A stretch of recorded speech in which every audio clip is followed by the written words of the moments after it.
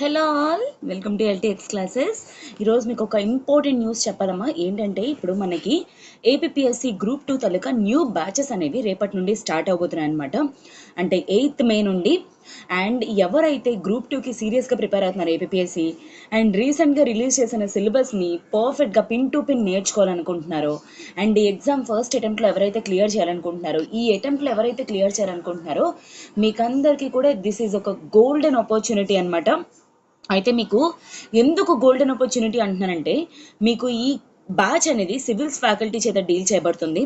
అలానే మీకు test series అనేది వస్తుంది. అలాగే ఇఫ్ అట్ ఆల్ ఎనీ కేసెస్లోని మీరు ఎప్పుడైనా గ్రూప్ 1 ఎగ్జామ్ రాయాలనుకున్నా లేదా యూపీఎస్సీ ఎగ్జామ్ రాయాలనుకున్నా బ్యాలెన్స్ అమౌంట్ అనేది పే చేసేసి గ్రూప్ 1కి ఇంకా యూపీఎస్సీకి కూడా మీరు అప్గ్రేడ్ అవ్వచ్చు అనమాట. అయితే టోటల్ క్లాసెస్ అంతా కూడాను రీసెంట్గా రిలీజ్ చేసిన 2023 ప్యాటర్న్లోనే మీకు కవర్ చేయబోతుంది. అయితే ఫీ వచ్చేసరికి ఈ రోజు లోపల మీరు జాయిన్ అయితే 15,000 రూపాయలు. అండ్ ఈ రోజు దాటిపోయిందంటే రేపటి నుండి అయితే మీకు 20,000 రూపాయలు అనమాట. సో ఎవరైతే జాయిన్ అవ్వాలనుకుంటున్నారో ఏపీఎస్సి క్లియర్ చేయాలనుకుంటున్నారో మీరు ఇంకా ఫర్దర్గా డిలే చేయకుండా ఈ రోజే జాయిన్ అయ్యే ప్రయత్నం అనేది చేయండి. అండ్ ఈఎంఐ వచ్చేసరికి మంత్లీ 5,000 రూపీస్ అనమాట. ఒకవేళ మీరు ఈఎంఐ రూపంలోనైనా పే చేసుకుంటూ కూడా క్లియర్ చేయొచ్చు. మీకు ఎవరికైనా ఏమైనా ఎంక్వైరీస్ కానీ ఉన్నాయంటే 7893899553 ఈ నెంబర్కి కాల్ చేసి మీ డౌట్స్ అనేవి క్లియర్ చేసుకొని జాయిన్ అయ్యే ప్రయత్నం అనేది చేయండి. అండ్ ఇంకొకసారి మీకు మళ్ళీ మెన్షన్ చేస్తున్నాను, ఈ క్లాసెస్ ఏవైతే కవర్ చేస్తున్నారో వీళ్ళందరూ కూడాను మనకి యూపీఎస్సీ సివిల్స్ ఫ్యాకల్టీస్ అనమాట. మీకు ఫ్యాకల్టీ ఇన్ఫర్మేషన్ కూడా పెట్టడం జరిగింది. సో మీకు ఎకానమీ వచ్చేసరికి డైరెక్ట్గా మన సురేష్ సార్ కవర్ చేస్తారు.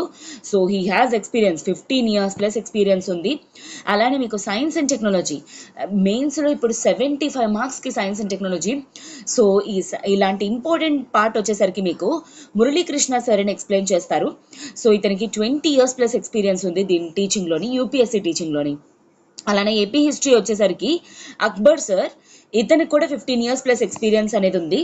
అండ్ అలానే జాగ్రఫీ అండ్ ఏపీ ఎకానమీకి వచ్చేసరికి మీకు ఎస్పీఆర్ సార్ కవర్ చేస్తారు. సో ఇతనికి 80 years ప్లస్ ఎక్స్పీరియన్స్ ఉంది. And polity and Indian society వచ్చేసరికి మీకు నేను డీల్ చేయబోతున్నాను 5 years plus experience. And I'm telling you students that నేను యూపీఎస్సీ అనేది 4 attempts అనేది ఇవ్వడం జరిగింది అండ్ 2 times మెయిన్స్కి కూడా వెళ్ళాను అనమాట. And so this is my profile. And polity వచ్చేసరికి ఇండియన్ సొసైటీ వచ్చేసరికి మీకు విత్ నోట్సెస్తో సహా మీకు మెటీరియల్తో సహా ఈచ్ అండ్ ఎవ్రీథింగ్ ఇన్ డీటెయిల్గా కవర్ చేస్తానమాట.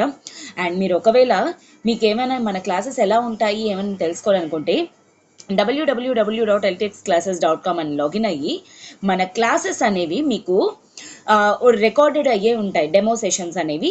సో అవి విని మీకు నచ్చిన తర్వాత జాయిన్ అయ్యే ప్రయత్నం అనేది చేయండి. అండ్ ఈ course comes with life time validity, గుర్తుపెట్టుకోండి. మీకు దీనికి రిలేటెడ్ ఏమన్నా ఎంక్వైరీస్ కానీ ఉంటే 7893899553 ఈ నెంబర్కి కాల్ చేసి మీ డౌట్స్ అనేవి క్లియర్ చేసుకొని జాయిన్ అయ్యే ప్రయత్నం అనేది చేయండి. అండ్ ఇంకోసారి మళ్ళీ చెప్తున్నాను, ఈరోజు లాస్ట్ డే. సో మ్యాక్సిమం ఈరోజు మీరు త్వరగా డెసిషన్ అనేది తీసుకొని జాయిన్ అయ్యే ప్రయత్నం అనేది చేయండి. అండ్ ఇంకొకసారి మీరు ఈ ఆపర్చునిటీ అనేది మిస్ అవ్వకండి. ఆల్మోస్ట్ ఒక 1 month మీకు ఈఎంఐ అనేది ఈరోజు జాయిన్ అయితే తగ్గిపోయినట్టే, ఓకేనా? So this is it students. And ఈరోజు మన కరెంట్ అఫైర్స్ అనేది చూద్దాం. So welcome to group 2 current affairs session LTX classes. ఈరోజు ఫస్ట్ ఆర్టికల్ వచ్చేసరికి మీకు ఏంటి అంటే ద వెరీ ఇంపార్టెంట్ ఆర్టికల్ అనమాట. ఏంటి అంటే మే 1st recently. So May first అనగానే మనకు అందరికీ కూడా గుర్తొచ్చేది ఏంటి? Labour day. Okay, international labour day అనమాట. ఎందుకు ఈ లేబర్ డే అనేది? సో మే 1st ఏంటంటే almost world wide, not just ఇండియాలో మాత్రమే కాదమ్మా. మీరు అనుకోని ఉండొచ్చు లైక్ ఇండియాలో మాత్రమే మే 1st లేబర్ డేని సెలబ్రేట్ చేస్తున్నారేమో అని, but it is not the correct case. ఎందుకంటే గ్లోబల్ లెవెల్లోని ఆల్మోస్ట్ 80+ కంట్రీస్ మే 1st నాడు లేబర్కి, ఎస్పెషల్లీ బిఫోర్ అనమాట. బిఫోర్ 1800 టైం పీరియడ్లో ఏంటి అంటే ఇండస్ట్రియలైజేషన్ వచ్చేసింది. ఇండస్ట్రియలైజేషన్ వచ్చిన తర్వాత ఈ వర్కర్స్ని వాటిల్లోనే పెట్టడం అనేది జరిగింది. ఆ తర్వాత వీళ్ళని ఎక్స్ప్లాయిటేషన్ అనమాట. ఎక్స్ప్లాయిటేషన్ అంటే అర్థం ఏంటి? ఫర్ ఎగ్జాంపుల్ వాళ్ళని డైలీ 12 to 15 అవర్స్ వర్క్ అనేది చేపించి వాళ్ళకి ఎంత అయితే సాలరీస్ రావాలనేదో అంత సాలరీస్ అనేవి పే చేయకుండా క్యాపిటలిజం అనేది డామినేషన్గా ఉండదన్నమాట. సో వర్కర్స్ని హ్యూజ్ ఎక్స్ప్లాయిటేషన్. సో ఆ టైం పీరియడ్లోని 1800స్లోని లేబర్ మూవ్మెంట్ అనేది స్టార్ట్ అయింది. దేనికి?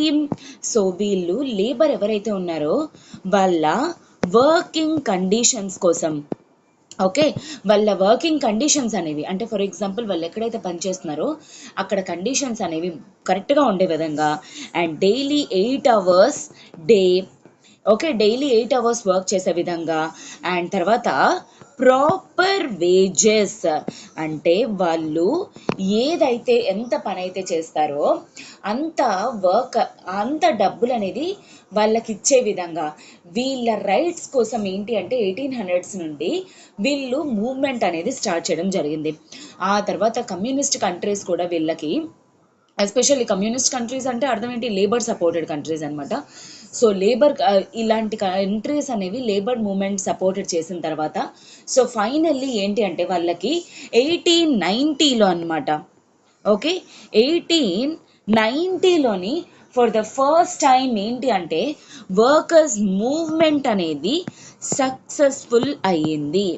సో సక్సెస్ఫుల్గా ఏంటి అంటే వీళ్ళ మూవ్మెంట్ సక్సెస్ఫుల్ అవ్వడం అంటే అర్థం ఏంటి? వీళ్ళ కండిషన్స్ ఏవైతే ఉన్నాయో ఆ కండిషన్స్ ఏమోంచి వాళ్ళు ఫుల్ఫిల్ చేస్తామని చెప్పేసి ఒప్పుకోవడం అనేది జరిగిందనమాట. సో దానికి రిలేటెడ్గాను వీళ్ళకి ఏంటి అంటే ఇది ఎప్పుడు జరిగింది? May 1st నాడు జరిగింది. సో అందుకే అప్పటి నుండి ఎవ్రీ ఇయర్ కూడా ఏంటంటే May 1st నాడు వర్కర్స్ తాలూకా సాలిడారిటీ అండ్ వాళ్ళకి సపోర్టెడ్గా అండ్ తర్వాత వాళ్ళ రైట్స్ ఏవైతే ఉన్నాయో వాటిని గుర్తిస్తున్నట్టుగాను ఎవ్రీ ఇయర్ కూడా ఈ May 1st సెలబ్రేట్ చేస్తున్నారనమాట. గ్లోబల్ లెవెల్లోనే ఆల్మోస్ట్ 80+ కంట్రీస్ అండ్ ఇండియా కూడా ఈ సపోర్టింగ్. సో దీని ద్వారా ఏంటి మేడం ఏం చేస్తారు? సో ఆ రోజు లేబర్ అందరికీ కూడా హాలిడేస్ అనమాట. సో మనకు తెలిసిందే May 1st నాడు మాత్రం ఎవరు ఏ వర్కర్స్ కూడా వర్క్ అనేది చెయ్యరు అని చెప్పేసి, ఎస్పెషల్లీ అంటే ఎక్సెప్ట్ సబ్ నెసెసరీ ఎసెన్షియల్వి తప్ప, ఫర్ ఎగ్జాంపుల్ మెడిసిన్స్ కానీ అంబులెన్స్ ఇలాంటివి రన్ అవ్వకపోతే పీపుల్ లైఫ్ పోతాయి కదా. సో అందుకు అలాంటి ఎసెన్షియల్ కాకుండా మిగతా వాటన్నిటికీ కూడా హాలిడే అనేది ఇస్తారనమాట. సో ఎందుకు? వాళ్ళ రైట్స్ని వాళ్ళ తాలూకా సిచ్యువేషన్స్ని వాళ్ళన్నిటినీ కూడా రికగ్నైజ్ చేస్తూ వాళ్ళ రైట్స్కి ఇచ్చే గుర్తింపుగాను May 1st సెలబ్రేట్ చేయడం అనేది జరిగిందనమాట. అయితే గ్లోబల్ లెవెల్లో ఒక్కొక్క కంట్రీ ఒక్కొక్కలా సెలబ్రేట్ చేస్తారనమాట. ఫర్ ఎగ్జాంపుల్ USA వచ్చేసరికి మేలో 1st మండే నాడు, యూకే వచ్చేసరికి ఏమోంచి July 14th నాడు, అలా డిఫరెంట్ కంట్రీస్లోని డిఫరెంట్గా పాటిస్తున్నారనమాట. అండ్ ఒకటి ఇంపార్టెంట్ మనం గుర్తుంచుకోవాల్సింది ఏంటంటే ఇండియాలో మాత్రం మన May 1st నాడు international unity and solidarity, international day of unity and solidarity అంటే వాళ్ళకి వక్తాసుగా అనమాట. ఎవరికి? లేబర్స్కి. సో అందుకు ఈ May 1st సెలబ్రేట్ చేయడం అనేది జరుగుతుందన్నమాట. ఇది గుర్తుంచుకోవాల్సిన థింగ్. సో ఫైనలీ 1890 అనేది మాత్రం ఎగ్జామ్ పర్స్పెక్టివ్లో గుర్తుపెట్టుకోవడానికి ట్రై చేయండి, ఓకేనా. సో నెక్స్ట్ ఆర్టికల్ వచ్చేసరికి వెరీ ఇంపార్టెంట్ అనమాట. సో రీసెంట్గా ఏంటి అంటే ఇదే డే నాడు లైక్ 30th ఏప్రిల్ నాడు, సో 30th ఏప్రిల్ నాడు యాక్చువల్లీ ఏం జరిగింది? మన్ కీ బాత్ తాలూకా 100th ఎపిసోడ్ అనేది లైవ్ టెలికాస్ట్ జరగడం జరిగింది.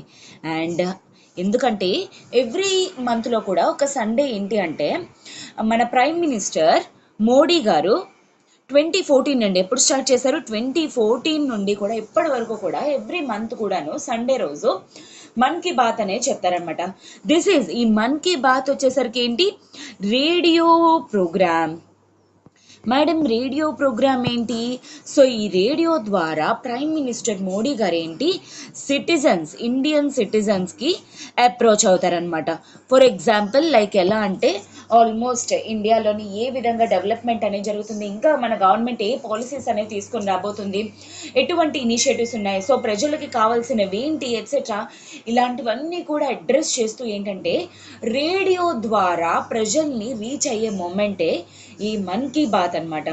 సో రీసెంట్గా 100th ఎపిసోడ్ టెలికాస్ట్ అయింది. అండ్ ఈ 100th ఎపిసోడ్ తాలూకా కూడా స్పెషాలిటీ ఏంటమ్మా, ఇది ఎక్కడ జరిగింది? So this happened in United nations taluka head quarters ఎక్కడ?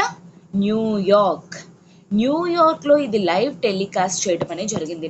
సో దీని అర్థం ఏంటి? మోడీ గారు he just wants to tell, అంటే అతను ఏమని అనుకుంటున్నారు, ఇండియన్స్ ఓవర్సీస్లో ఉన్న ఇండియన్స్ అండ్ అలానే ఇండియాలో ఉన్న వాళ్ళకి కూడా మొత్తం ఈ ప్రోగ్రామ్ అనేది అవుట్ రీచ్ అయ్యే విధంగా ఈ ప్రోగ్రామ్ని హెల్ప్ చేయడం అనేది జరిగిందనమాట.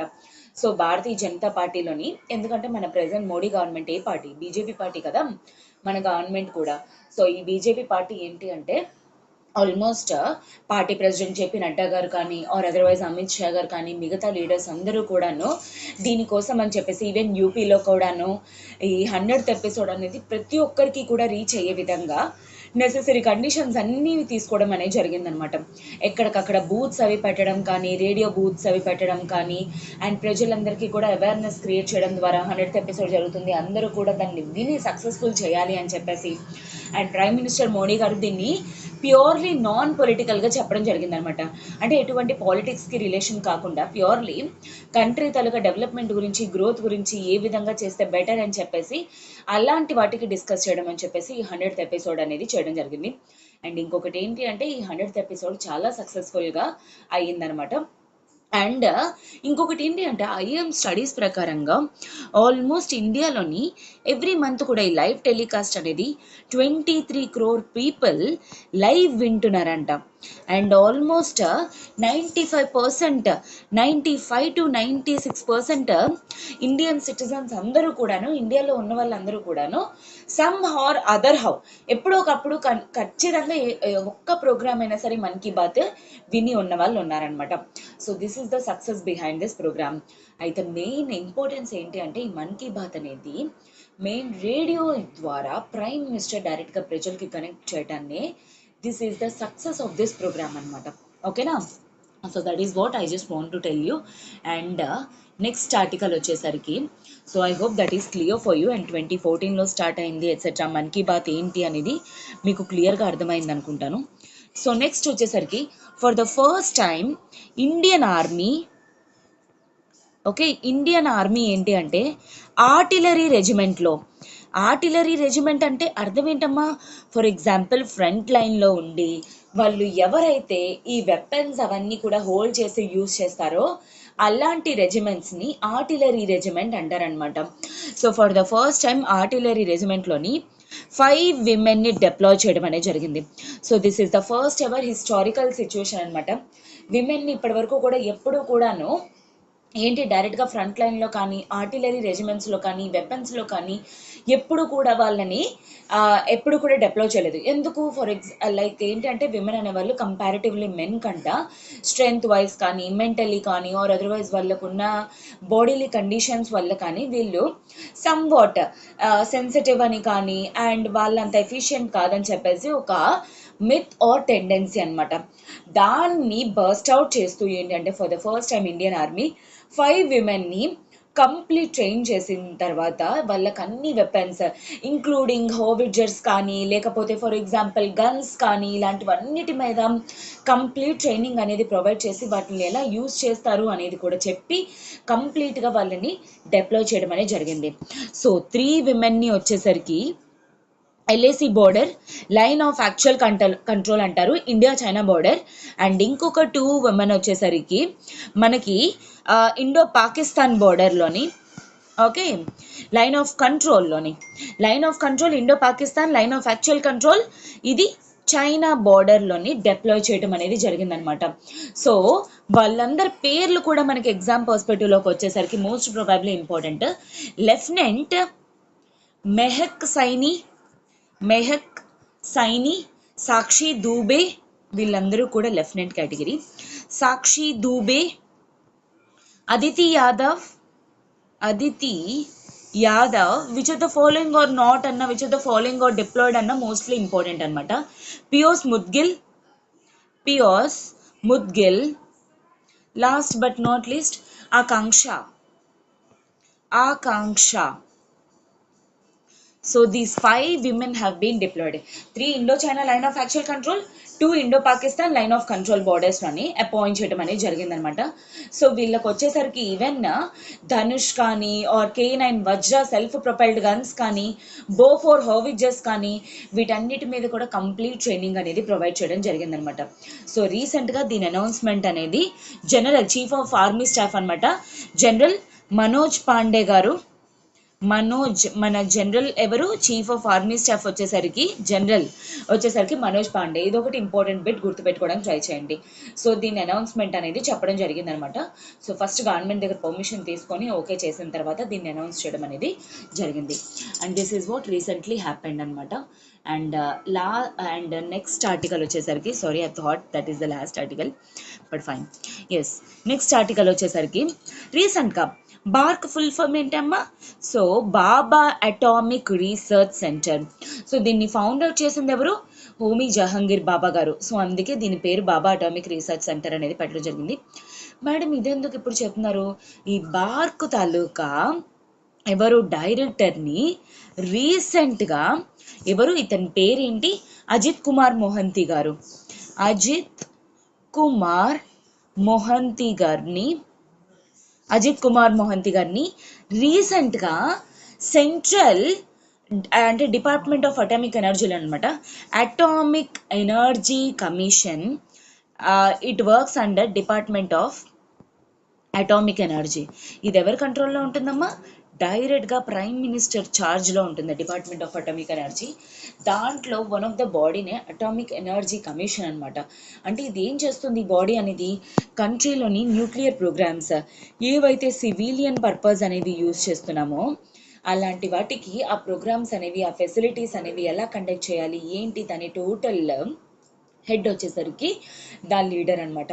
So Bhabha atomic research centre తాలూకా ఈ ఫిజిసిస్ట్ని అజిత్ కుమార్ మొహంతి గారిని డైరెక్ట్గా ప్రైమ్ మినిస్టర్ ఛార్జ్లో ఉన్న డిపార్ట్మెంట్ ఆఫ్ అటామిక్ ఎనర్జీ తాలూకా అటామిక్ ఎనర్జీ కమిషన్కి డైరెక్టర్ కింద అపాయింట్ చేయడం, సెక్రటరీ కింద అపాయింట్ చేయడం అనేది జరిగిందనమాట.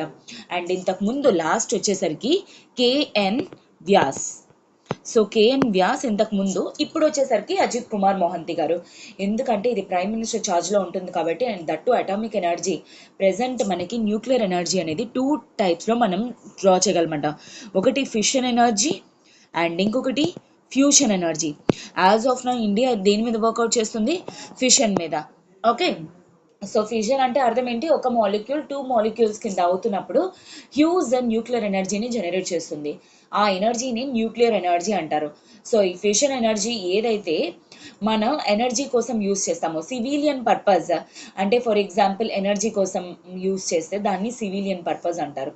సో అలా దానికోసం యూజ్ చేసిన ఫెసిలిటీస్ అన్నిటికీ కూడా హెడ్ కింద ఇతన్ని అపాయింట్ చేయడం అనేది జరిగిందనమాట.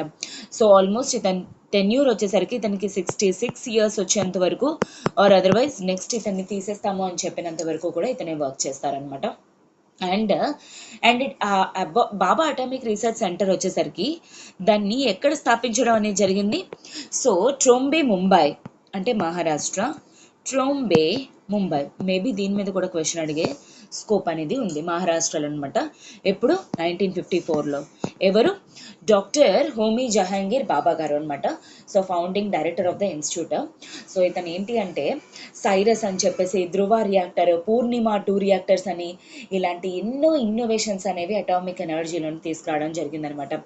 ఇన్ఫ్యాక్ట్ ఏంటి అంటే ఇండియా ఈరోజు అటామిక్ ఎనర్జీలోని వన్ ఆఫ్ ద ఫౌండింగ్లో పొజిషన్లో, స్టోన్లో ఉంది పొజిషన్లో అంటే just it is because of Homi Jehangir Bhabha గారు. ఓకేనా? So this is all.